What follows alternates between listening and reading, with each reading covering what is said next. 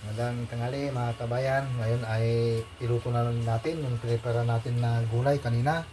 Yung kalabasa. Sasabaw natin ng kaninang baboy. Sa kalagyan ng alamang para po masarap yung alat niya. Gigisa muna natin tapos mamaya ay kakainan na naman. Tara at gisa na natin.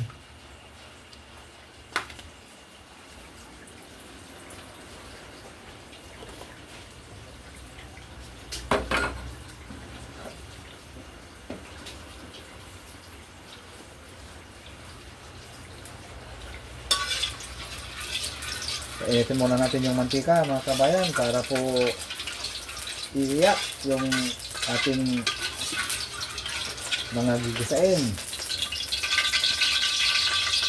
Gawin natin si bawang. Kunting siwar-siwar lang para maging golden brown.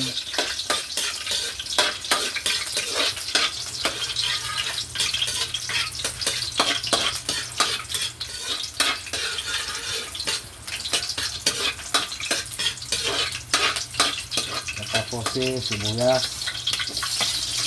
halo-haloin natin.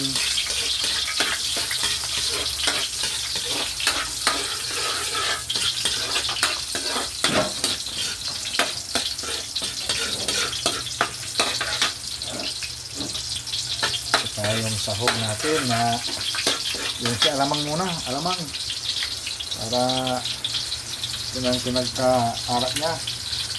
Instead na bagoong, ito na lang natin, gawin natin, si alamang na lang para masarap. Lutong bahay talaga mga kabayan. Ayan, isa na naamoy na si alamang natin.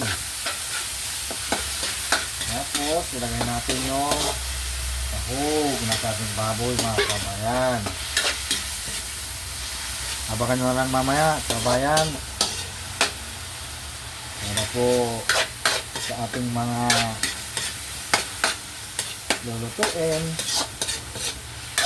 Ay, nakaabang po kayo, mga kabayan. Maraming salamat sa panonood po, ha. Yun, isang-gisa na. Gisa muna natin ng maigi. Para lumabas yung mantika ni sahog natin.